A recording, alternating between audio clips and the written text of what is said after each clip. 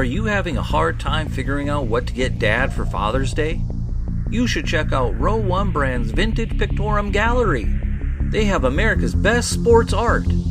With over 7,200 historic sports prints, you're assured to find something unique for Dad this Father's Day. Instead of a boring old tie, get him a historic baseball photo taken by Henry High Sandom at the historic Polo Grounds Stadium in New York City during the 1894 Temple Cup.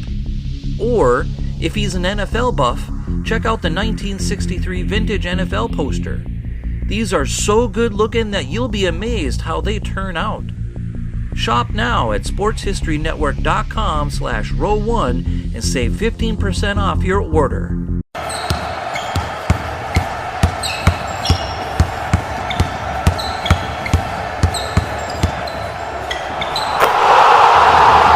This is Basketball History 101 with Rick Loayza. Welcome back to Basketball History 101, part of the Sports History Network. I am your host, Rick Loayza, and this is the podcast where we bring to life some of the forgotten stories from basketball history.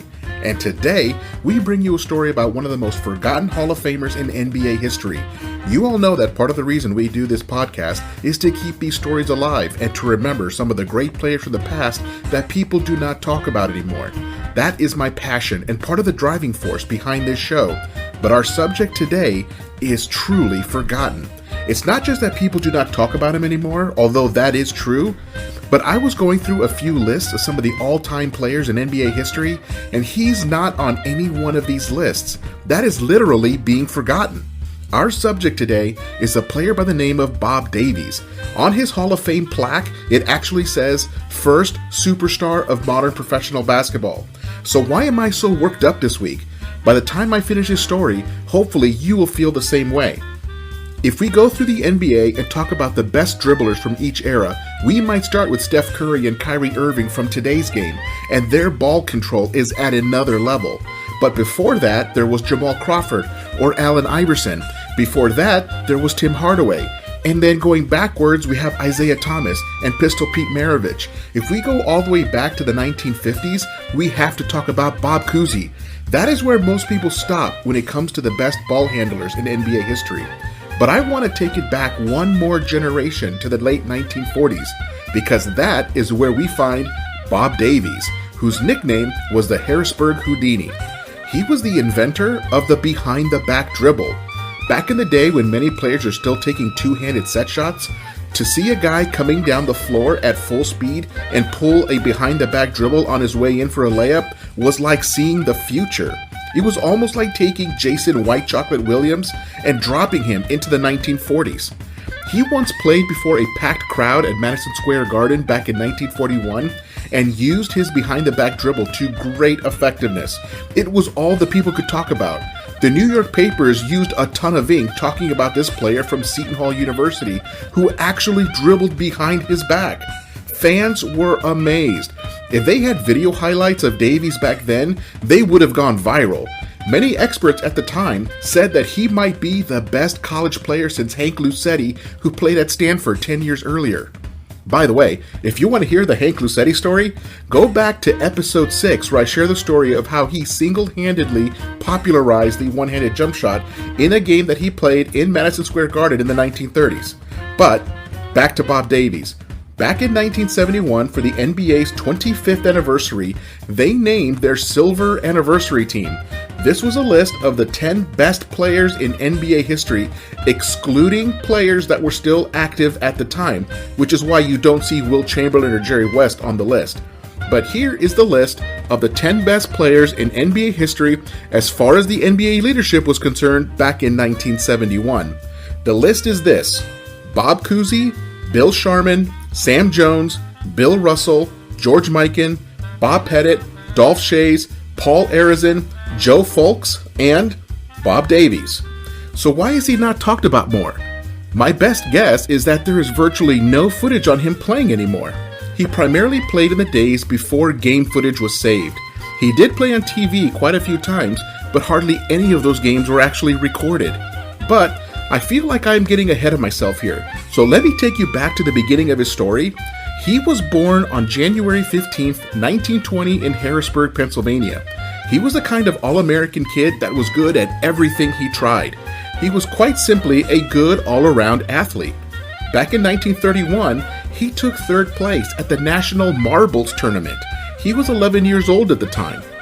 Just 3 years later, he returned to the National Marbles Tournament and lost the semifinal match to future Baseball Hall of Famer Harold Pee Wee Reese. But not everything was roses for the Davies family. In 1932, right during the heart of the Great Depression, his father Idris lost his job and money became very tight for them.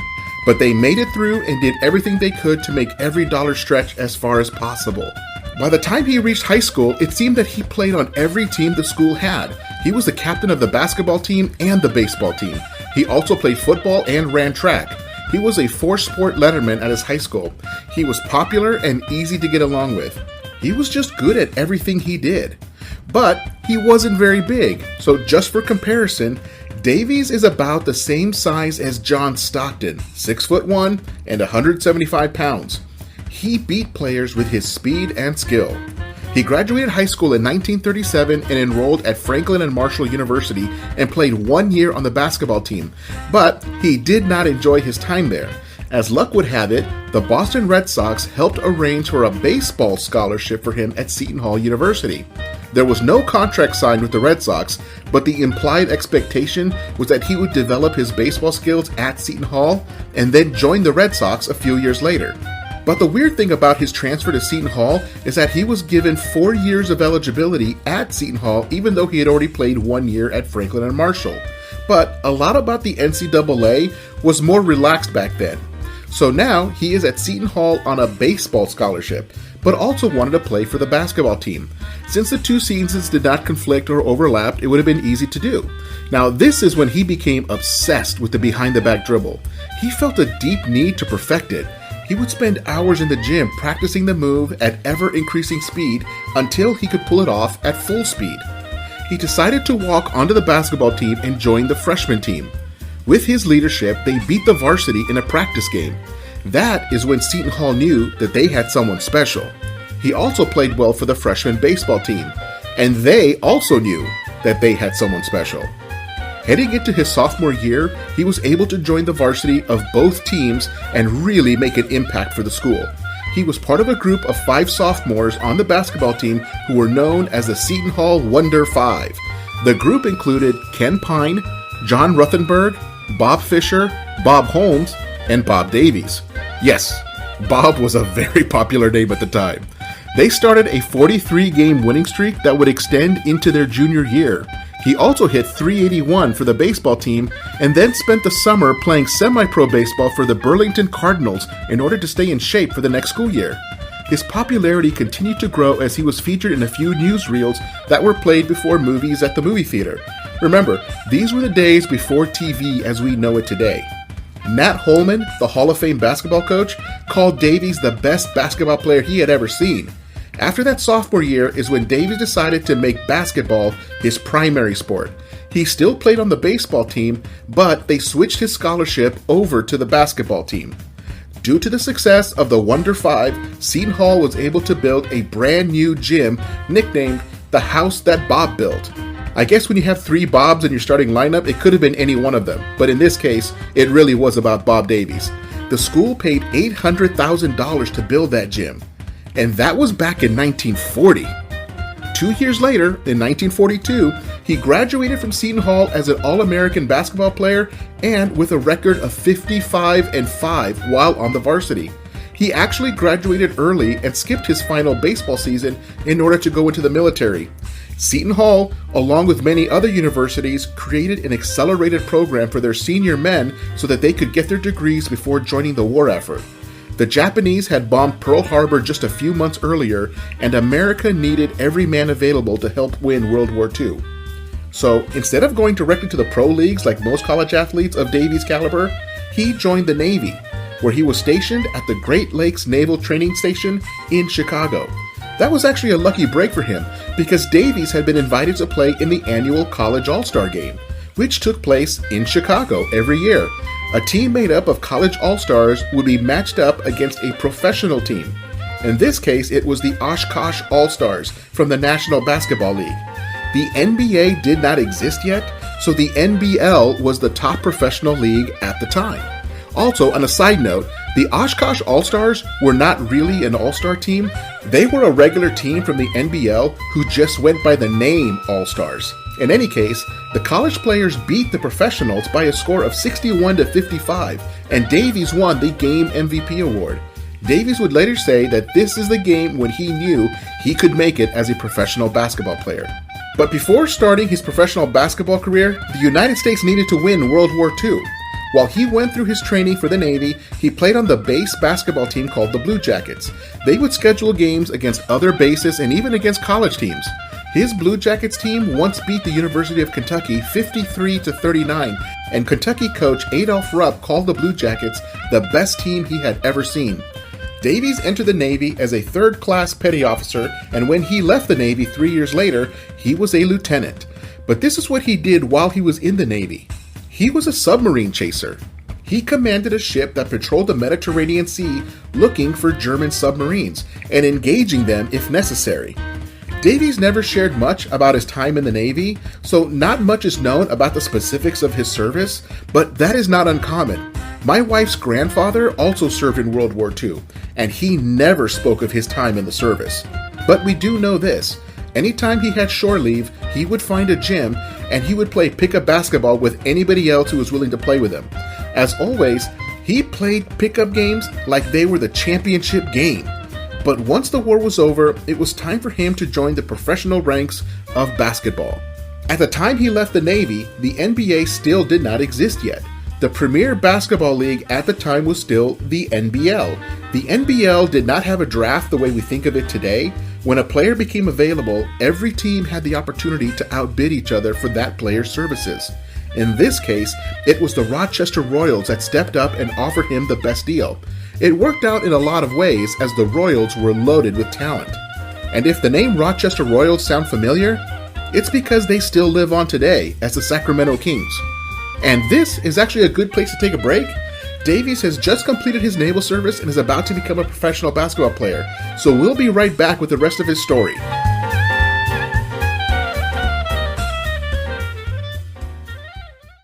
This podcast is part of the Sports History Network, your headquarters for the yesteryear of your favorite sport. You can learn more at sportshistorynetwork.com. Welcome back to the show, and we will continue with Bob Davies' professional career. As I mentioned, the Royals team was loaded with talent. The team already had Al Servey, another Hall of Famer, Red Holzman, who would later become the Knicks head coach of both of their championships and is now in the Hall of Fame as a coach. The team also had Otto Graham, who was in the Football Hall of Fame after leading the Cleveland Browns to a number of championships in the All-American Football Conference as a quarterback. And future Hollywood superstar Chuck Connors from the TV show The Rifleman was also on this team.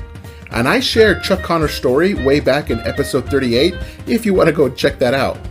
With Bob Davies on the team, they made the fast break their hallmark. Now, nobody was going to confuse them with the fast-paced basketball that we see in today's NBA. This is not the 7 seconds or less offense of the Steve Nash-led Phoenix Suns. But for the 1940s, where stalling was still an often used tactic, the Royals played faster than anyone had ever seen in that day. They finished the regular season with a record of 24 wins and 10 losses, and that took them to second place in their division behind the defending champion Fort Wayne Pistons. Yes, that is the same Pistons team that plays in Detroit today. They matched up in the first round of the playoffs, and the Royals beat the Pistons 2-1. In the NBL Finals, the Royals overwhelmed the Sheboygan Redskins with their speed, and they took 3 straight games and the crown in 1946. The following season, the Royals were looking to defend their title, but in a very unusual decision, Davies agreed to become the new head coach at Seton Hall University while still playing for the Royals. It was about a 7-hour drive back then between Rochester, New York and South Orange, New Jersey, where the school is located.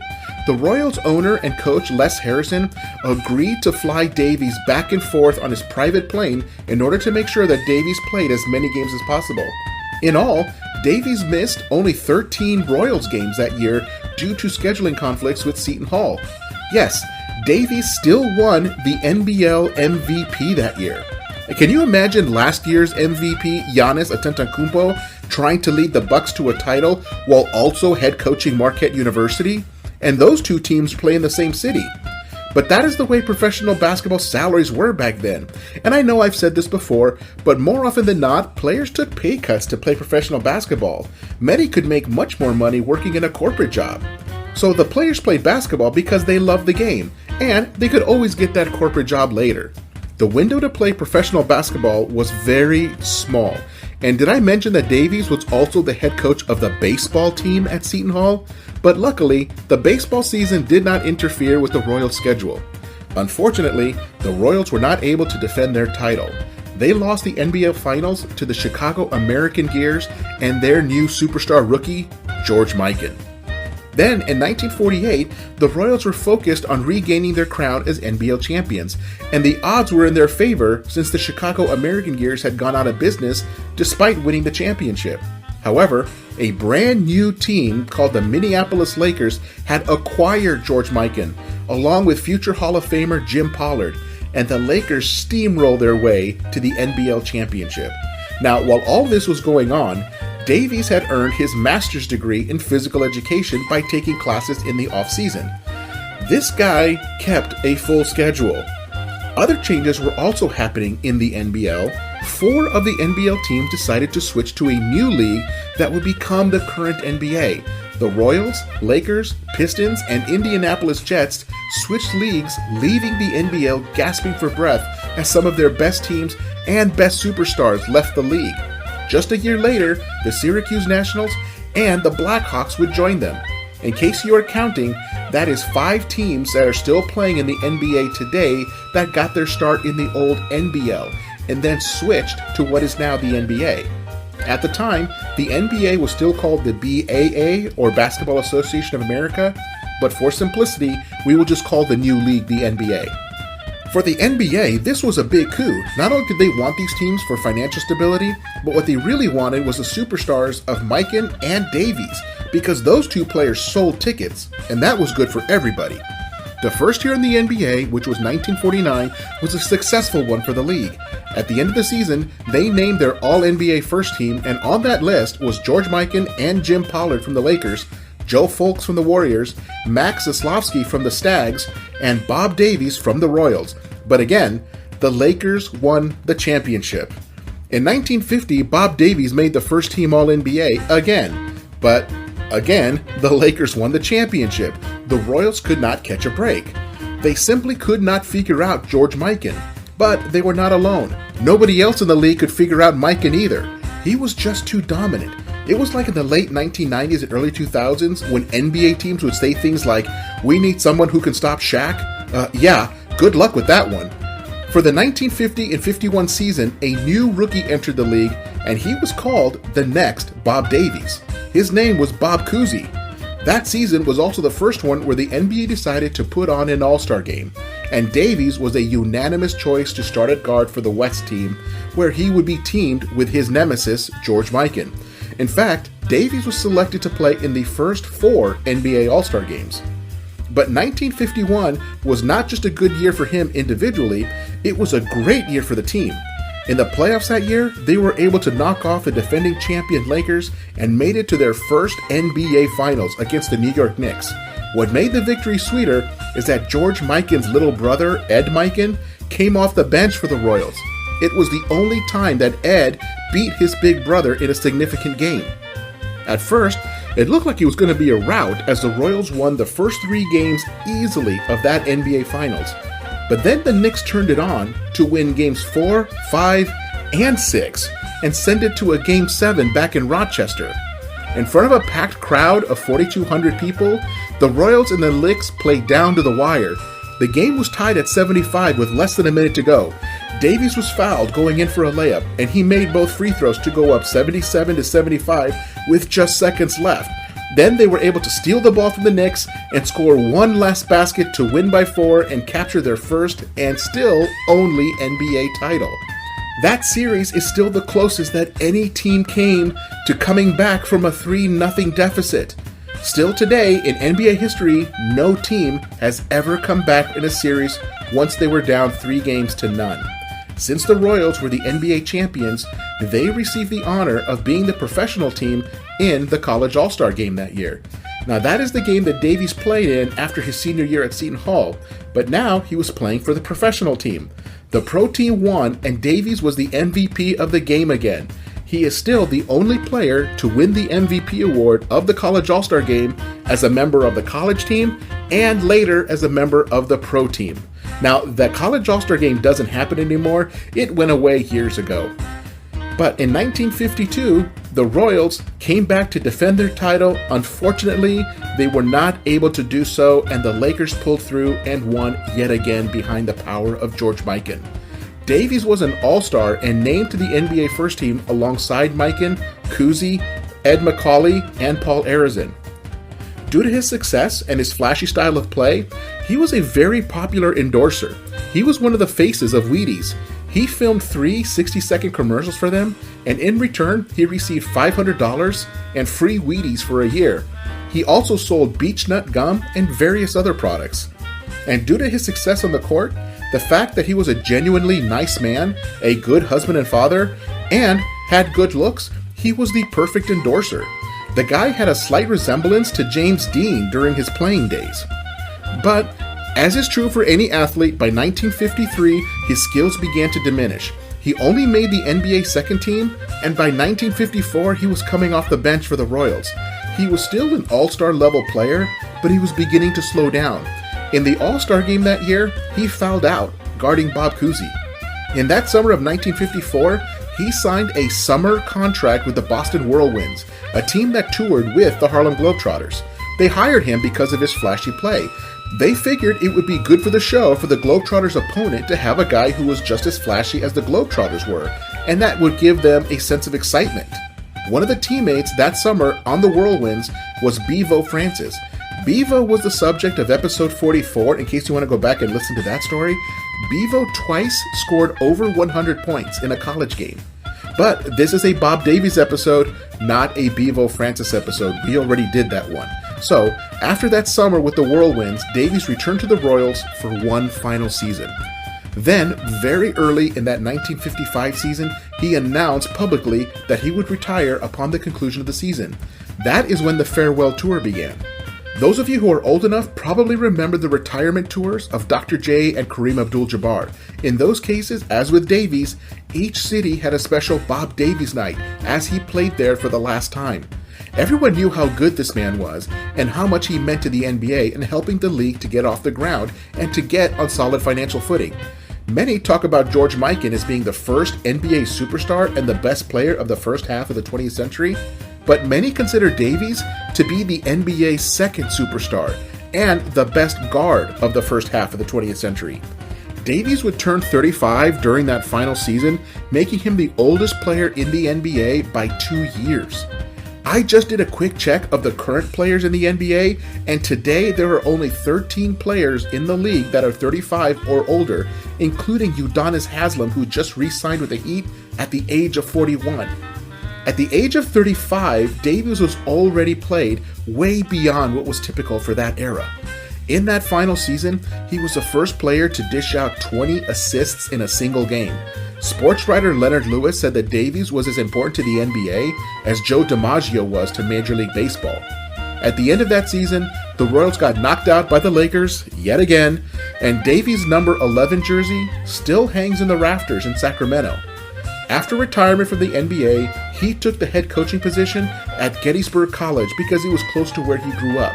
But Gettysburg was a small school with a small budget, and they lost more often than they won. They went 18-30 during his 2 years as coach, and he had enough. He just could not stand the losing.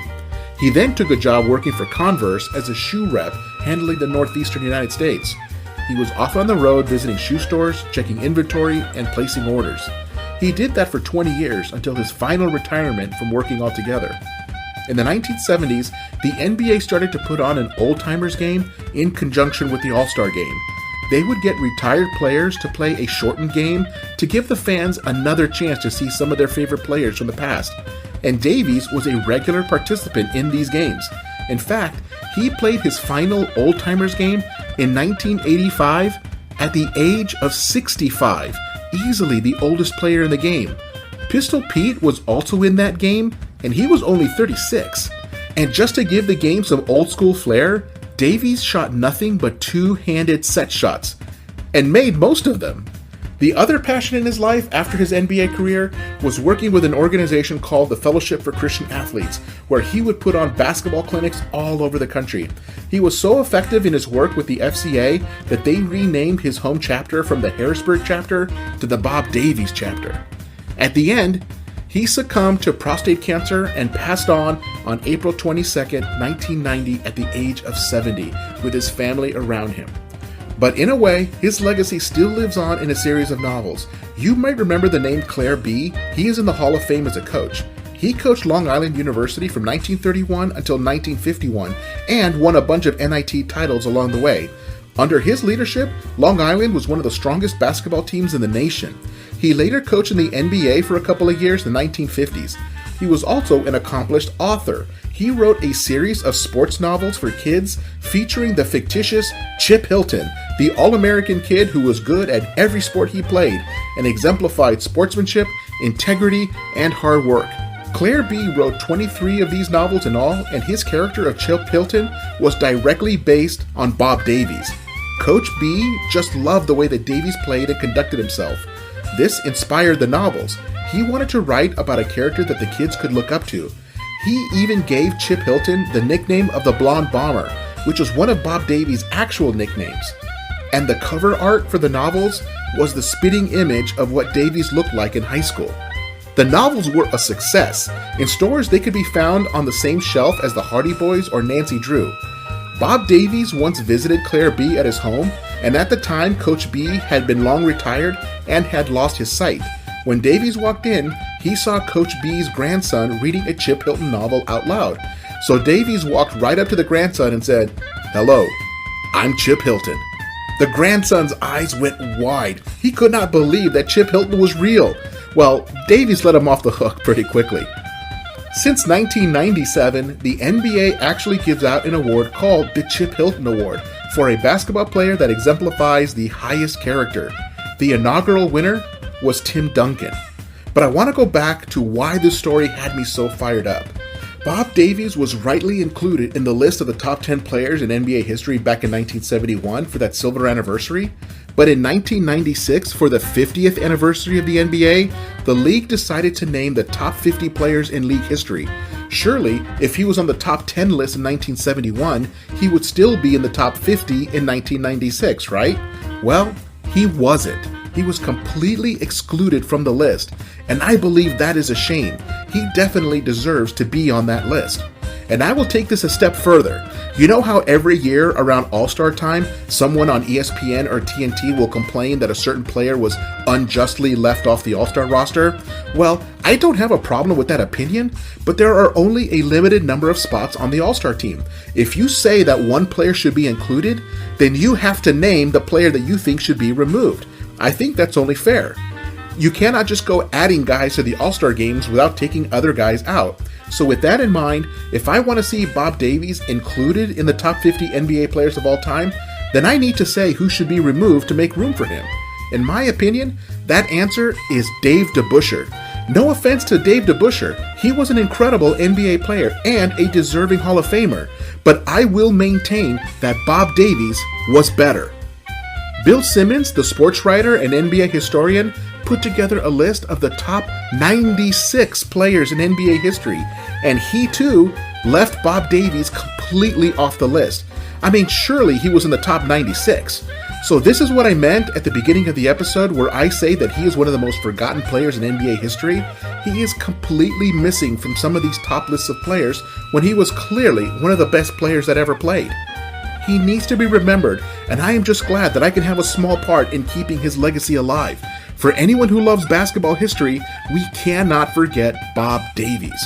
Well, that is our story for today. Join us next week when we share the story of Paul Arizin, one of the other early superstars of the NBA. That's next time on Basketball History 101, part of the Sports History Network, the headquarters of Sports Yesteryear. Go to sportshistorynetwork.com to find out more about this and other sports history podcasts. If you like what you hear, please hit that subscribe button wherever you get your podcasts. Also, go ahead and give us a rating and a review, and that will help others to find this podcast more easily. And check out our page on Facebook. It's called Basketball History 101 Podcast. There you will find shorter historical posts, as well as comments and discussion starters on today's game. I'll also announce there when new episodes come out. I want to thank my producer and editor, Jacob Loayza. Join us each week as we continue to mine the history of basketball for more great stories from the past. Take care, and see you soon.